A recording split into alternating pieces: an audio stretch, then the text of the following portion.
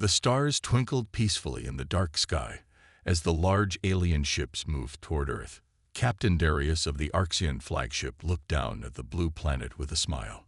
His orders were simple: assess Earth's defenses and prepare for easy conquest. After all, humans were known throughout the galaxy as a young, primitive species who had barely managed to reach their own moon. Jack Hayes stood in the hidden command center deep beneath the Rocky Mountains. Screens around him showed the approaching Arxian vessels. His uniform bore no official Earth military insignia, only the secret symbol of the United Earth Defense Force. For 50 years, humanity had played a dangerous game, appearing weak while secretly building their strength. They've crossed the lunar orbit line, sir, said Lieutenant Olivia Ross from her station. Exactly as predicted. Jack nodded. And our lunar teams. All personnel at Artemis Base are at battle stations, sir. The facade is ready to drop on your command. For decades, NASA had publicly operated small primitive research stations on the lunar surface. The truth was far different. Below the moon's surface sprawled vast manufacturing facilities where Earth's real space fleet had been constructed, piece by piece, hidden from prying alien eyes. Sir, said Communications Officer Martinez, we're receiving a transmission from the Arxian fleet. The main screen flickered to life, showing Captain Darius. His blue-scaled face and 4 eyes were arranged in what humans had learned was an expression of superiority. People of Earth, Darius announced, your planet has been selected for incorporation into the Arxian Confederation. Resistance would be pointless and unnecessary. Your technological development is insufficient to oppose us. Prepare for our arrival and the establishment of a new planetary government. Jack exchanged glances with his senior staff. This was the moment they had prepared for through generations of secrecy. Should we contact the Security Council, sir? Asked Ross. No need. Director Miller gave us authorization to proceed if any species made direct threats. Jack straightened his shoulders. It's time to show them the truth. Activate the global defense grid. Across Earth, hidden installations powered up. In orbit, what appeared to be ordinary satellites and space debris suddenly changed, transforming into advanced defense platforms. On the moon, massive hangar doors opened in supposedly barren craters. Aboard the Arxian ship, alarms began to sound. Captain, unknown energy signatures activating across Earth's orbit, shouted an officer. Our sensors are detecting weapon systems everywhere. Darius stared in disbelief. Impossible. Earth has no such technology. Back in the command center, Jack opened a channel to the Arxian fleet. Attention, Captain Darius. This is Commander Hayes of the United Earth Defense Force. Your assessment of our capabilities is incorrect. Your fleet has entered protected space without permission after making direct threats. You will power down your weapon systems and halt your approach immediately. Darius sputtered in outrage. You dare to threaten the Arxian Confederation. Your deception will be reported to the Galactic Council. That is your right, Jack replied calmly. Meanwhile, look to your sensors. You are currently targeted by 300 orbital defense platforms. This is your only warning. Under the lunar surface, Olivia Ross rushed through the bustling command center of Artemis Base. Engineers and officers prepared for possible combat as she made her way to the main hangar. All ships report ready status, said Chief Engineer Alan Peters, looking up from his tablet. We can launch the entire lunar fleet in 6 minutes. Olivia nodded. Let's hope it doesn't come to that. In Washington, D.C., Director Frank Miller watched the situation unfold in the Oval Office alongside President Helen Morgan. Should we reveal the asteroid belt fleet as well? The president asked. Miller shook his head. Not yet. Let's see how they respond to our orbital defenses first. We've spent a century building these ships in secret. We shouldn't show all our cards at once. The Arxian ships hovered in space, suddenly hesitant. Humanity's great deception was beginning to unravel, and the galaxy would never be the same. The Arxian ships held their position just beyond the moon. 6 hours had passed since Earth revealed its defense platforms.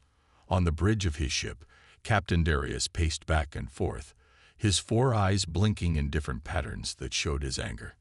"They tricked us," he hissed to his officers.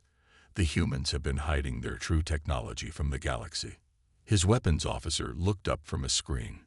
"Sir, we have completed our scans. Their orbital weapons could destroy half our fleet before we could react."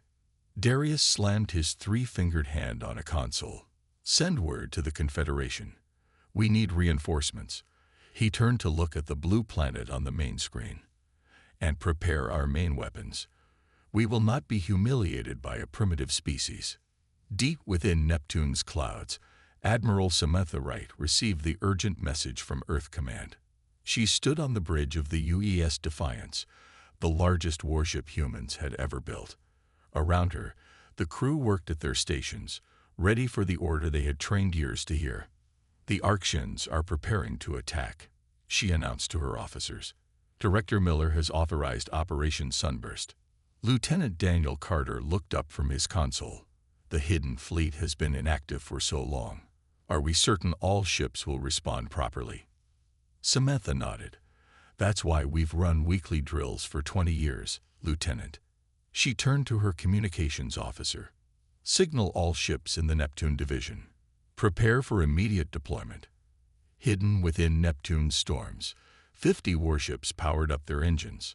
For decades, Earth had constructed vessels in secret, hiding them in the outer solar system, where alien observers rarely looked.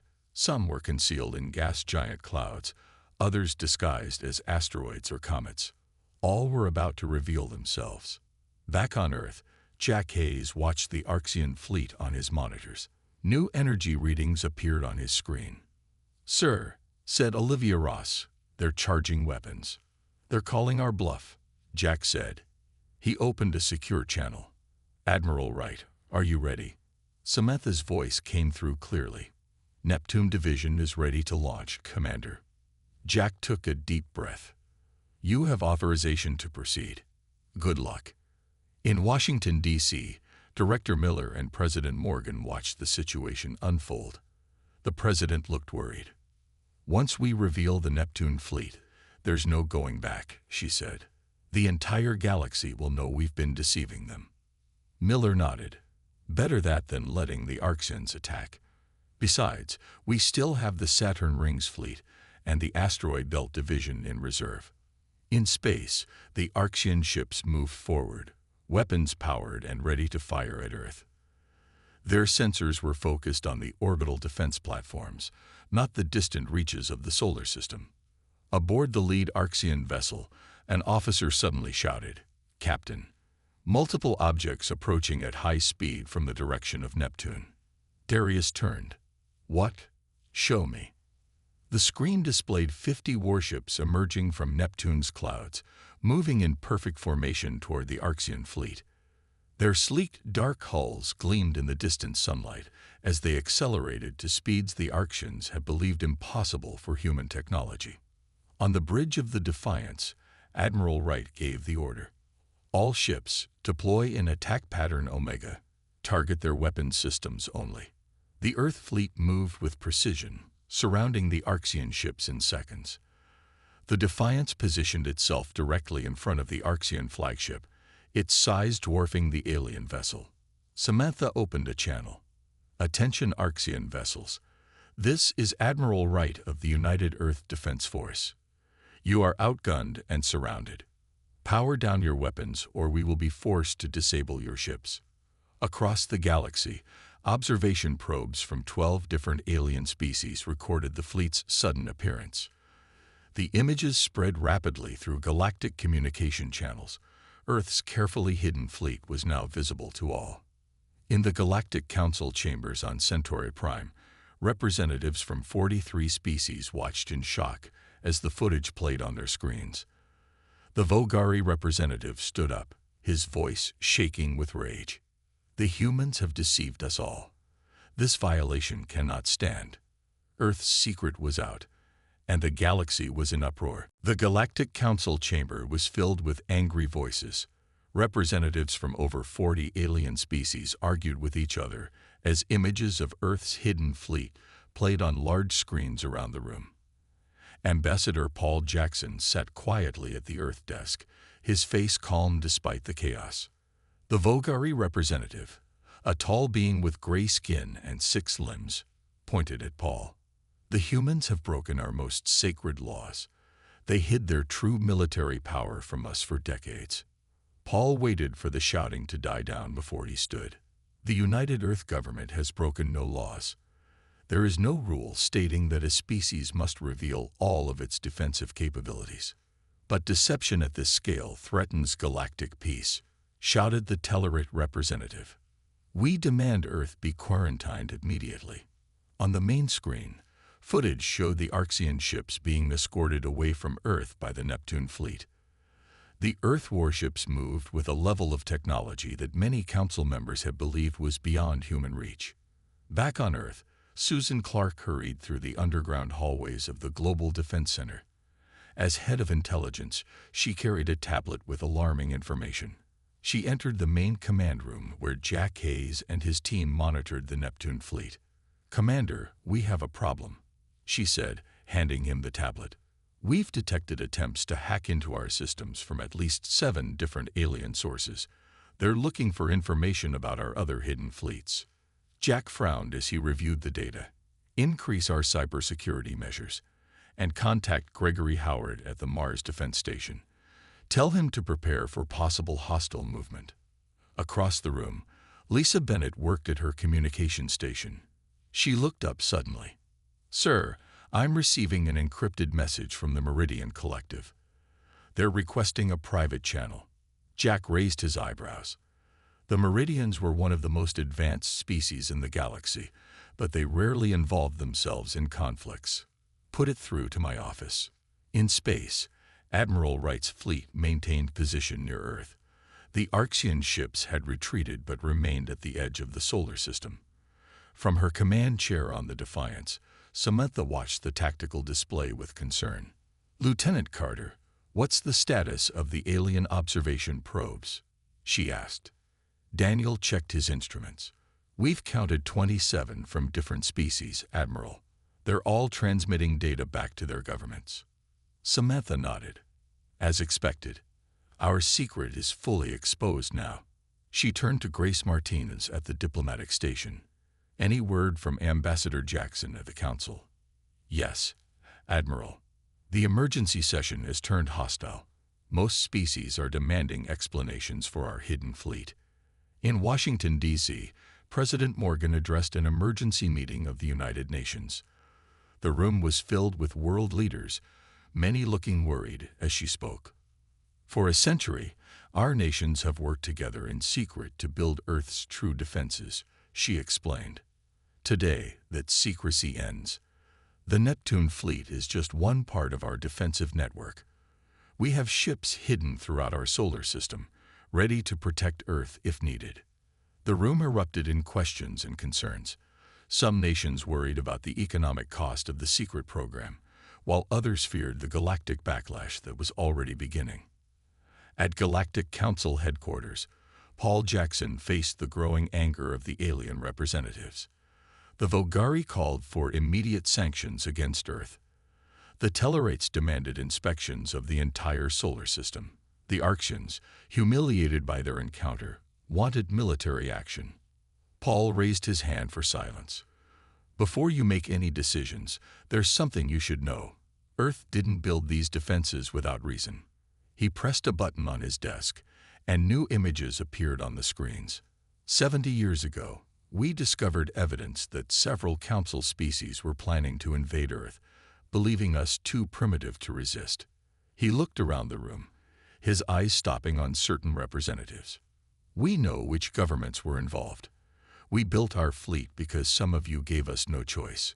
The chamber fell silent as Paul's words sank in. Then the Vogari representative stood up, his voice cold. "These are serious accusations, human. Do you have proof?" Paul nodded. "We have all the proof we need.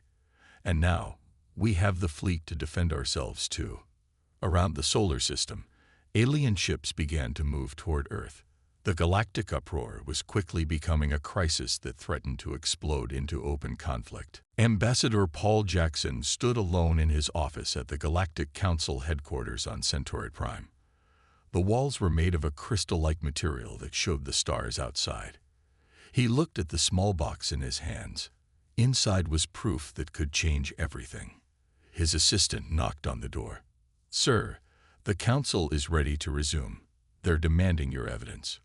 Paul nodded. "It's time."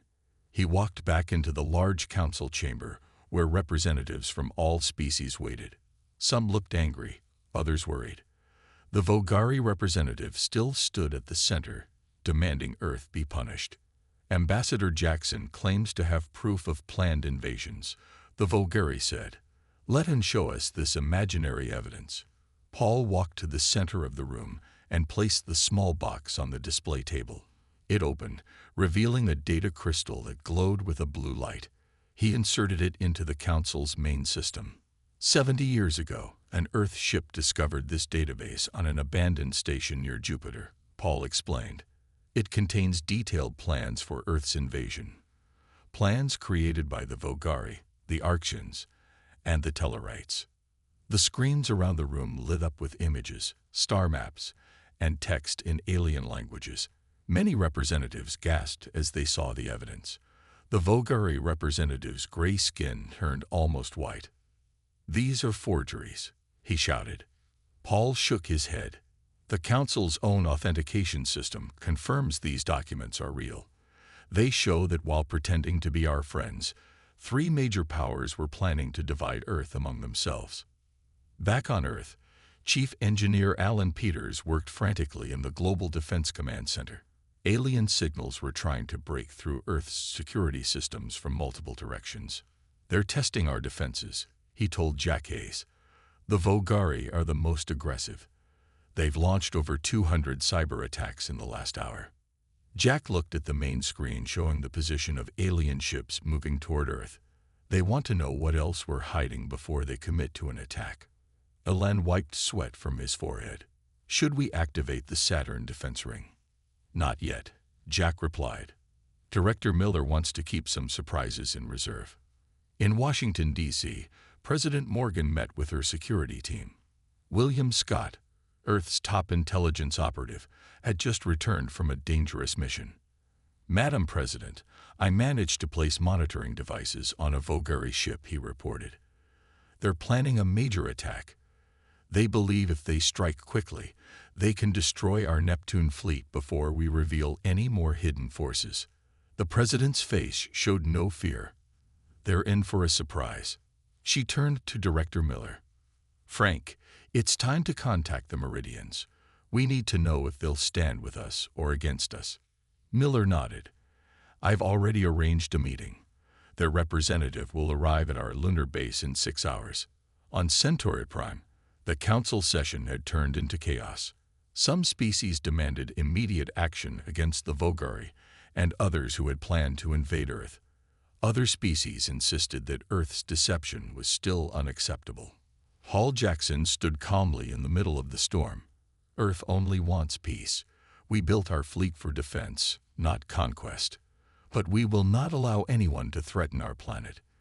The Meridian representative, a tall being with silver skin who rarely spoke at council meetings, suddenly stood up. "Perhaps we should consider that the humans acted reasonably. If they had revealed their technology earlier, they would have become targets sooner." This unexpected support from one of the galaxy's most advanced species silenced many of the angry voices. In orbit around Mars, military strategist Gregory Howard received new orders from Earth Command. The Vogari fleet was approaching faster than expected. "Prepare all Mars defense stations," he told his team, "and send word to the asteroid belt fleet. It's time to reveal our second surprise." As the sun set over Earth, people looked up at the night sky, unaware that among the stars, a galactic crisis was reaching its breaking point. The next few hours would determine humanity's future among the stars. The Meridian ship landed at the secret lunar base, its silver hull gleaming under the artificial lights. Jason Campbell, Earth's top diplomat after Ambassador Jackson, waited nervously as the ship's door opened. A tall Meridian with skin like polished metal stepped out. "Welcome to Artemis Base," Jason said with a small bow. "We appreciate your willingness to meet in private." The Meridian nodded. "I am Delegate Zarin. My government is concerned about recent events." As they walked through the base, Zarin looked at the human technology with interest. "Your species has accomplished much while pretending to be less advanced. Very clever." Jason led Zarin to a meeting room where Director Miller waited. The walls showed images of Earth and the approaching Vogari fleet. "The Meridian Collective officially remains neutral," Zarin said once they were seated. "But privately, we have also been watching the Vogari. Their expansion threatens many worlds, not just Earth." Miller leaned forward. "Are you suggesting an alliance?" "A private arrangement," Zarin corrected. "The Vogari must not learn of our talks." In the asteroid belt between Mars and Jupiter, Captain Natalie King received urgent orders on her ship, the UES Valiant. The message was direct. "Investigate unusual energy readings near Jupiter's moon Europa. All hands to alert status," she told her crew. "We're leaving our hiding place." For years, the Valiant had been disguised as a simple asteroid, one of 50 ships hidden in the belt. Now its surface changed, metal plates shifting to reveal engines and weapon systems. Lieutenant Eric Johnson checked the ship's sensors. "Captain, the energy signature matches Vogari technology. They have some kind of installation near Europa." Natalie frowned. "How long has it been there?" "Based on the radiation pattern, at least 4 years." The crew fell silent. This meant the Vogari had secretly placed a base in Earth's solar system long before the current crisis. "Prepare a boarding team," Natalie ordered. "We need to know what they're doing there." On Earth, Jack Hayes received disturbing news. The Arcadian Federation, long considered Earth's closest alien ally, had been caught sending secret messages to the Vogari fleet. "I can't believe the Arcadians would betray us," Olivia Ross said, her voice showing her shock. Jack's face remained calm, but his eyes showed anger. "Check all communications with the Arcadians over the past year. Find out what information they've shared." Susan Clark, the intelligence director, entered the room with a grim expression. "It's worse than we thought. The Arcadians have given the Vogari our orbital defense codes." Jack immediately opened a channel to Admiral Wright. "Samantha, the orbital platforms have been compromised. The Arcadians gave the Vogari our codes." Aboard the Defiance, Admiral Wright quickly issued new orders. "Change all defense codes immediately, and prepare the Neptune fleet for battle stations." Near Jupiter, the Valiant approached the hidden Vogari installation. It was built into a small moon, almost invisible to normal sensors. "They've spotted us," Eric reported as alarms sounded. "They're powering up weapons." Captain King remained calm. "Target their communication array only. We don't want to destroy evidence." She turned to her boarding team. "Be ready. We need to capture their data cores intact." The Valiant fired precision shots, disabling the Vogari base's communications and weapons without destroying it. Eric led the boarding team across in spacesuits, cutting through the outer door with special tools. Inside, they found not just a listening post, but a fully equipped forward base with maps of Earth's major cities and military installations. "Captain, you need to see this," Eric said over the comm. "They've been planning an invasion for years, and there are coordinates for other hidden bases throughout our solar system." At the Galactic Council, Ambassador Jackson received the news from Jupiter just as he was defending Earth again. He looked at the Vogari representative with new confidence. "We've just discovered your secret installation near Jupiter," he announced to the shocked council. "A base you built in our system 4 years ago without permission." He displayed the images the boarding team had sent. "Still want to claim we were wrong to hide our fleet." The council chamber erupted in angry voices as more species began to support Earth's position. The Vogari representative could only watch in growing fear as his government's secret plans were exposed to the galaxy. The Vogari fleet appeared suddenly at the edge of Earth's orbit. 60 warships moved in attack formation, their weapons already charging. They had bypassed the Neptune fleet by using a little-known path through the outer solar system. In the Earth Defense Center, alarms sounded as the enemy ships were detected. Commander Karen Mitchell rushed to the main control room, where screens showed the approaching threat. "How did they get past our outer defenses?" she asked. Jack Hayes looked grim. "They used the old Arcadian trade route. Our sensors there were compromised." Karen quickly took charge of Earth's defense coordination. "Activate all orbital platforms. Inform Admiral Wright to bring the Neptune fleet back immediately." On the other side of the planet, scientist Peter Collins worked frantically in his lab deep beneath the Pacific Ocean. His team had been developing an experimental shield technology that could protect the entire planet. It had never been tested at full power. "The power couplings can't handle this much energy," said his assistant as warning lights flashed. Peter wiped sweat from his brow. "We don't have a choice. If those Vogari ships hit our cities, millions will die." In space, the Vogari began their attack. Their ships fired energy weapons at Earth's orbital defense platforms. Several platforms exploded in bright flashes of light. Commander Mitchell watched with growing concern. "Our outer defenses are failing. The Vogari weapons are stronger than we expected." Jack opened a direct line to Washington. "Director Miller, we need the asteroid belt fleet now." Miller's voice came through clearly. "Authorized. And the Saturn force as well. Use everything we have." Admiral Wright received the emergency signal aboard the Defiance. "All ships, maximum speed toward Earth. Captain Evans, take Battle Group 3 and create a diversion near Saturn's rings." Captain Ryan Evans acknowledged the order. "Understood, Admiral. We'll draw off part of their fleet." His ships broke formation and headed toward Saturn, ready to reveal another of Earth's hidden forces. The Vogari continued their assault on Earth's orbital defenses. Their lead ships pushed forward, heading for the atmosphere. Then suddenly, their advance stopped.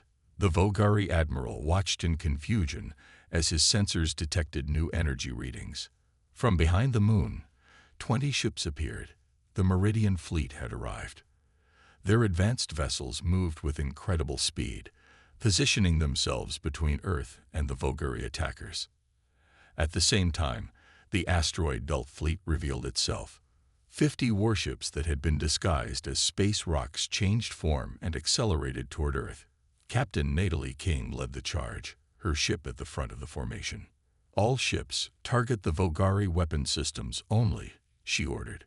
"We want to disable, not destroy." The battle spread across near-Earth space. The combined Earth and Meridian forces hit the Vogari fleet from multiple directions. Captain Evans' ships emerged from Saturn's rings, revealing another 20 Earth vessels that attacked the Vogari from behind. In the Galactic Council chamber, representatives watched the battle on their screens. Many were shocked by Earth's military strength as more hidden ships appeared. "The humans have 3 separate fleets," the Tellarite representative said in disbelief. Their deception was greater than anyone imagined. Ambassador Jackson stood confidently. "We built what we needed to survive. And now you see why." He gestured to several representatives from smaller worlds. The Vogari didn't just plan to invade Earth. They'd been secretly placing bases in many systems. 7 other species stood up, announcing they had found similar Vogari installations in their territories. A coalition was forming around Earth's position. Captain Victoria Thompson led her ship, the UES Guardian, in a precision attack on the Vogari flagship. Her crew worked with practiced efficiency, disabling the enemy's engines and weapons without destroying the vessel. "Boarding teams ready," she announced. "We're taking the Vogari flagship." As Earth forces secured the enemy command ship, they discovered databases with detailed invasion plans not just for Earth, but for 7 other worlds. The evidence would change the balance of power in the galaxy forever. The battle began to turn. The Vogari fleet, surrounded and outmatched, started to retreat. Earth's hidden fleets had saved the planet and exposed a conspiracy that stretched across the stars. 1 month after the battle, the Galactic Council met in a special session. The large chamber looked different now. Earth's seat had been moved from the outer ring to the inner circle where the major powers sat. Ambassador Paul Jackson entered with his head held high as representatives from many worlds nodded with respect. The Vogari were gone from the chamber. Their government had collapsed after Captain Victoria Thompson's team revealed the full extent of their secret plans. The evidence found on the Vogari flagship had exposed a conspiracy involving not just the Vogari, but the Arxians and Tellarites as well. All three had planned to divide Earth's resources among themselves. "This council is now in session," announced the Meridian chairperson. "Today we welcome Earth as a full and equal member." Paul took his new seat and looked around the room. "On behalf of humanity, I thank the Council for recognizing our position. Earth wishes only for peace and cooperation." The chairperson nodded. "The deception that caused such uproar 1 month ago is now understood. Your people had good reason to hide their true capabilities." Later that day, in orbit around Mars, Admiral Samantha Wright and President Helen Morgan stood on the observation deck of Earth's largest space station. For decades, it had been hidden on the far side of the Red Planet. Now it was revealed to the galaxy as Earth's main fleet headquarters. Below them, ships from the Neptune, Saturn, and asteroid belt fleets moved in formation. Engineers worked on the hulls, repairing damage from the battle. "What do you think will happen now?" asked President Morgan. Samantha looked out at the stars. "The galaxy has changed. No one will underestimate humans again." The president smiled. "And our new allies. The Meridians have proven themselves true friends. Their technology combined with ours will keep both our worlds safe." On the other side of the station, Earth's top scientists met with visitors from 7 allied species. Chief Science Officer Benjamin Ward displayed Earth's newest innovation, a faster-than-light drive that was more advanced than anything the Council races had developed. "This is how our ships moved so quickly during the battle," he explained. "We can share this technology with our allies now." The alien scientists examined the drive with amazement. One of them, a blue-skinned Arcadian who had defected after learning of his government's betrayal, looked at Benjamin with wide eyes. "Your people developed this while pretending to be a primitive species. How is that possible?" Benjamin smiled. "Necessity and caution are powerful motivators. We knew we might someday face enemies with superior numbers. We needed to be smarter and faster." In Washington, D.C., Director Frank Miller sat in his office reviewing reports from across the solar system. Earth's security teams had found and removed all 17 Vogari spy bases. The solar system was secure for the first time in decades. His assistant entered with a datapad. "Sir, the last hidden fleet is asking about their status." Miller nodded. "Tell them to remain hidden for now. The Jupiter Moon's fleet is our final reserve."